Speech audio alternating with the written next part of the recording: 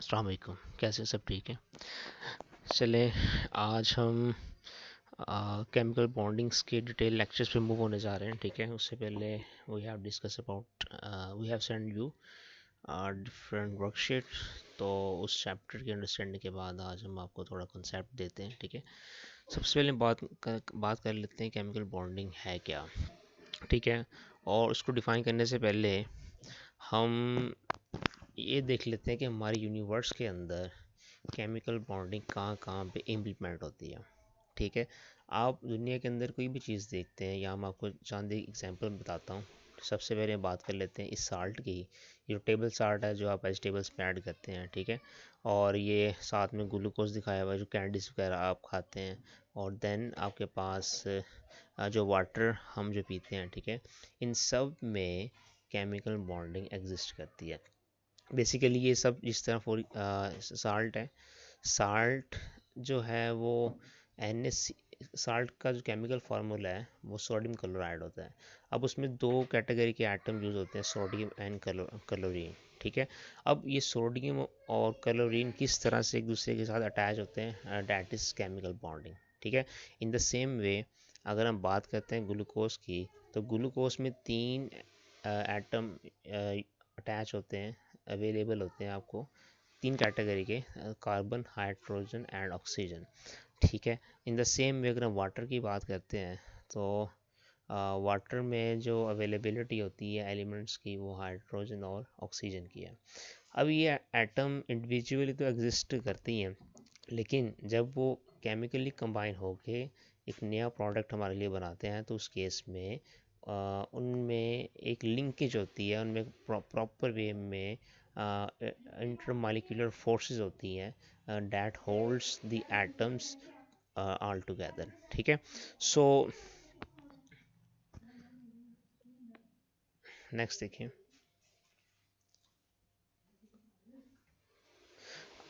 अब यहाँ वो पूछ रहा है कि व्हाट आर होल्डिंग दैम, क्या चीज़ें जो होल्ड करके रखती है। ठीक है, तो यहाँ पे वो होती है force of attraction between sodium and chlorine atom, and force of attraction between carbon, hydrogen and oxygen, and again force of attraction between hydrogen and oxygen. This force of attraction is called chemical bonding. Clear है? अब define करेंगे the attraction between atoms, ions and molecule to form a chemical compound is called chemical bond. Clear है? ये इसकी proper definition आ गया है कि वो फोर्स जो एटम्स को या आयंस को या मॉलिक्यूल्स को बांधे रखती है, बाइंड करके रखती है, उसे हम केमिकल बॉन्ड का नाम देते हैं। क्लियर है?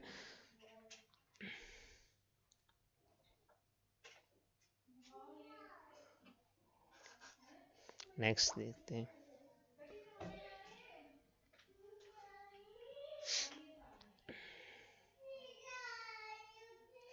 आगे देखें, केमिकल बॉन्ड को एग्जांपल दे रहा है कि केमिकल बॉन्ड ऐसे ही है जिस तरह हम सीमेंट यूज़ करते हैं ना घर की कंस्ट्रक्शन करने में।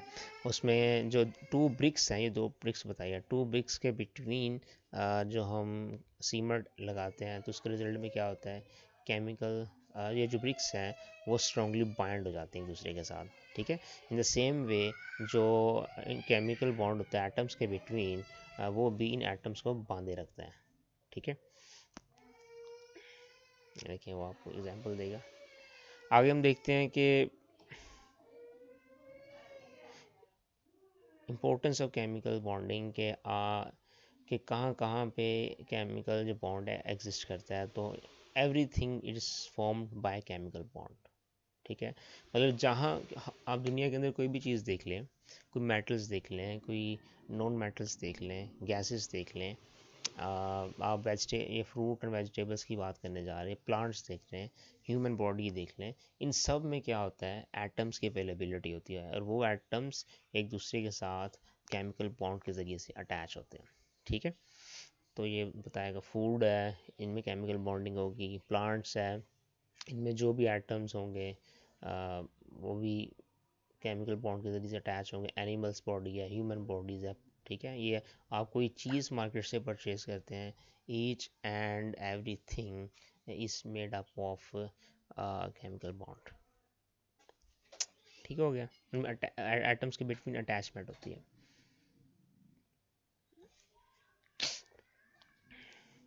आगे देखिए, Y atom form chemical bond, atoms chemical bonds बनाते क्यों हैं।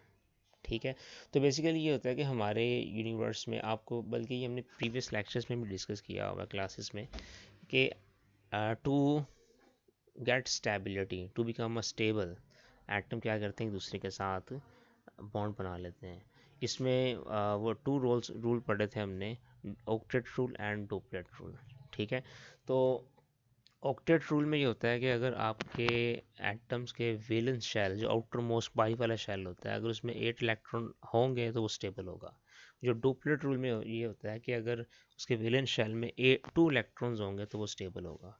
ठीक है, तो हमारे पास जितने भी एटम्स हैं, किसी के पास क्या कहते हैं, लास्ट ऑर्बिट में 7 होते हैं, तो एक इलेक्ट्रॉन गेन करके स्टेबल हो जाएगा, किसी दूसरे एटम से इलेक्ट्रॉन गेन कर सकता है। और दूसरा एटम है, वो इलेक्ट्रॉन को क्या कहते हैं, खोने की एबिलिटी, लॉस करने की एबिलिटी रखता है दूसरा एटम हो। ठीक है, आगे मैं बताता हूँ आगे सारी चीज़ें। नेक्स्ट देखें, वो मैंने भी बता दिया कि स्टेबिलिटी एटम कैसे गेन करेंगे, तो वो रूल्स होंगे हमारे पास, डोपलेट रूल एंड ऑक्टेट रूल। डोपलेट में 2 इलेक्ट्रॉन्स चाहिए वैलेंस शेल में, और ऑक्टेट में 8। अगर नहीं है तो वो बनाएंगे, या तो गेन कर लेंगे इलेक्ट्रॉन, या वो लॉस कर लेंगे। ठीक है, अब यहाँ एग्जांपल दे दी उसने हाइड्रोजन की। हाइड्रोजन के जो होती है ना सिंपल हाइड्रोजन, उसके वैलेंस शेल में 1 इलेक्ट्रॉन होता है।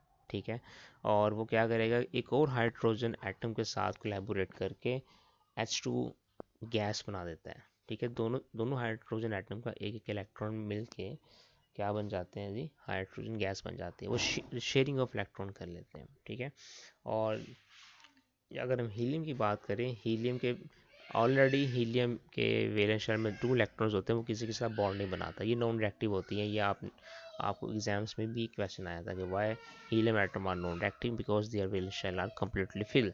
ठीक है, सो कि वो पहले ऑलरेडी डोपलेट रूल को फॉलो कर रहे हैं, तो वो पहले स्टेबल है, उन्हें नहीं ज़रूरत हीलियम गैसेस को, या रेयर गैसेस जितनी भी है, हीलियम, नियोन, जीनॉन वगैरह, आर्गॉन को किसी भी तरह का वो रिएक्ट नहीं करते, क्योंकि their valence shell are completely fill. अगर ऑन द अदर हैंड, अगर हम बात करते हैं ऑक्टेट रूल की, इसमें 8 इलेक्ट्रॉन चाहिए थे। ठीक है, अब ये देखिए, सोडियम जो है उसके आउटर मोस्ट शेल में 1 इलेक्ट्रॉन है, और इसके इनर शेल में कितने, 8 हैं। इसका मतलब यह है कि ये अपना 1 इलेक्ट्रॉन जब निकाल देगा, तो उसके इनर शेल में 8 इलेक्ट्रॉन की अवेलेबिलिटी है, वो स्टेबल हो जाएगा।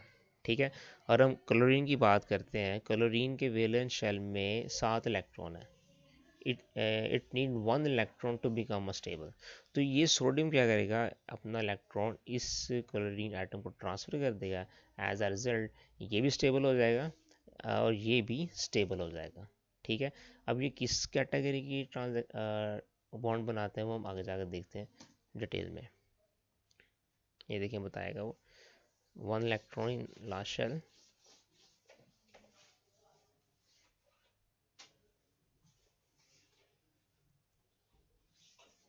ये इधर ट्रांसफ़र हो गया, इसने लॉस किया, इसने गेन कर लिया। ठीक है, तो इसके भी इनर शेल में 8 इलेक्ट्रॉन रह गए, और इसके अब क्लोरीन एटम के 8 हो जाएंगे। ठीक है, इसका भी ऑक्टेट रूल स्टेबल फॉलो हो गया, और उसका भी ऑक्टेट रूल फॉलो हो चुका है। तो अब ये एटम स्टेबल हो जाएगा।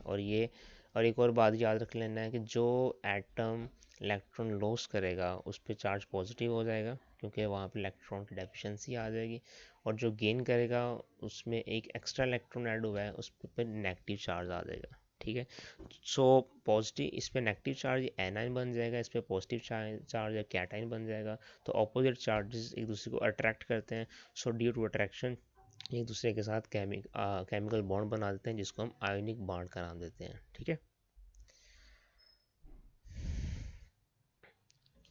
ये बोनस पॉइंट कुछ नहीं करना आपने। आगे टाइप्स ऑफ केमिकल बॉन्ड्स हैं, और 3 टाइप्स ऑफ केमिकल बॉन्डिंग है। लेकिन आपके सिलेबस में 2 देखेंगे, आयनिक बॉन्ड, कोवेलेंट बॉन्ड और मेटालिक बॉन्ड। अब आयनिक बॉन्ड किन किन में एग्जिस्ट करते हैं? जितने भी हमारे पास मेटल्स हैं और नॉन मेटल्स में एग्जिस्ट करते हैं मोस्टली। जो कोवेलेंट बॉन्ड है वो मोस्टली नॉन मेटल्स में एग्जिस्ट करते हैं। और जो हमारे पास मेटालिक बॉन्ड है वो हम मेटल्स के अंदर ओनली एग्जिस्ट करते हैं। साथ साथ एग्जांपल भी दे रहे हैं, ठीक है। नीचे मेटल कोई भी हो सकती है। यहाँ पे देखिए मेटल्स में ये गोल्ड है, प्लाटिनम है, सिल्वर है, कॉपर है, सारी आ जाएंगी। इसमें कोवेलेंट बॉन्डिंग में वाटर है, उसके बाद पेट्रोल है, डीजल है, अल्कोहल है, ये सारी इस कैटेगरी में आ जाएगी, ठीक है। आयनिक बॉन्डिंग में हमारे पास साल्ट आ गया, और भी बहुत सारी सी एग्जांपल्स हैं आयनिक बॉन्ड्स की, लेकिन जो मेजर है आपके सिलेबस में वो यही है, साल्ट वगैरह, ठीक है। तो आज का मैंने आपको ओवरव्यू दे दिया, जो हम आपके चैप्टर के फर्स्ट 3 पेजेस थे, और कल हम डिटेल में डिस्कस करेंगे कि आयनिक बॉन्ड बनता कैसे है, कोवेलेंट बॉन्ड कैसे बनता है। इसका थोड़ा बहुत जो हिंट था मैंने आपको दे भी दिया है आयनिक बॉन्ड का, ठीक है। और कोवेलेंट बॉन्ड में ये होता है कि म्यूचुअल शेयरिंग होती है इलेक्ट्रॉन्स की, ठीक है। अगर कोई क्वेश्चन है तो आप पूछ सकते हैं व्हाट्सएप ग्रुप के अंदर। अल्लाह हाफिज़।